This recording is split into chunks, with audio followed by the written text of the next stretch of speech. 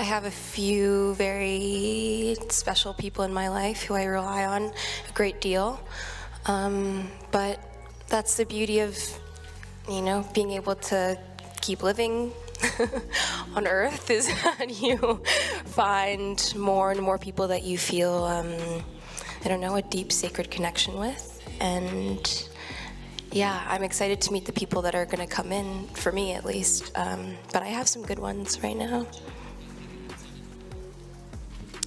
I'd say for me, my tribe was, growing up in New York, was theater people, and realizing that those are my people, seeing Mark Rylance on Broadway in Jerusalem when I was around 12, 13 years old, Denzel Washington and Raising in the Sun. I lost my grandmother this year, and I realized as she was passing, and my mom and I were talking about Kiss Me Kate, a musical that she had been in when she was young. As someone that sort of struggled, as you just said, who my tribe was, where I came from, with parents from very different backgrounds, I realized as my grandmother was passing that without sound, that we were show people and that we're theater people and actors, and I felt at home in that moment. This movie, this script that we developed with Luca and Dave, that was made at the height of the pandemic, and I think a big part of it was a tribelessness, was being cut off from the social contact that helps us understand where we are in the world, that so many of us, probably a lot of us in this room, were understanding where we were based on the story we were telling ourselves as opposed to social contact and what usually gets us by. And I saw this story about Marin and Lee, primarily Marin, because this is Taylor's movie and she does a beautiful job carrying it, are intensely isolated young people without identity really yet, that find affirmation through the mirror of love, through the mirror of each other's gaze. I think, without giving anything away from Marin's character, well, I can't speak for Marin, but I think for Lee, that affirmation is strong at first, and I think as many people have had their experience in love too, that affirmation can quickly lead you to the same, like hauntedness. What was it like? A rush.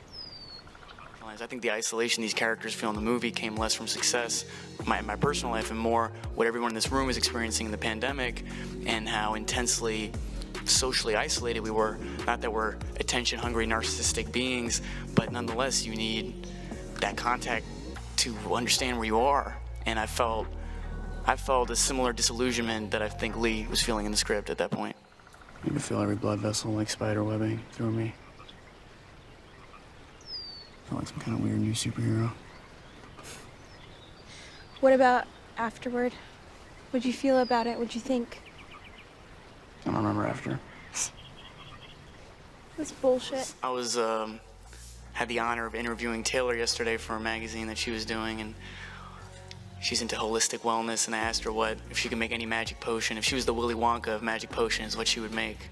And she said that she would make a potion that you take every morning and that it would remove your ability to cast judgment on people and to be judged, right? And I think true to that sentiment, to be young now, to be young whenever. I can only speak for my generation, but it is to be intensely judged. I can't imagine what it is to grow up with the onslaught of social media, and it was a relief to play characters that are wrestling with an internal dilemma, absent the ability to go on Reddit or Twitter or Instagram or TikTok and figure out where they fit in, which is without casting judgment on that, because if you can find your tribe there, then all the power. But I think it's tough to be alive now. I think societal collapse is in the air. It smells like it, and without being pretentious, that's why hopefully these movies matter, because that's the role of the artist, or so I'm told, is to, shine a light on what's going on. Taylor, would you like to add something to? Would you like to add something to it? I think Timothy said it very beautifully. But yeah, I have a little brother who's 19, 20-ish, and thinking about him in this world and the, self-judgment and the judgment of others, and that opinions seem so flooded in your everyday in such a drastic and severe way.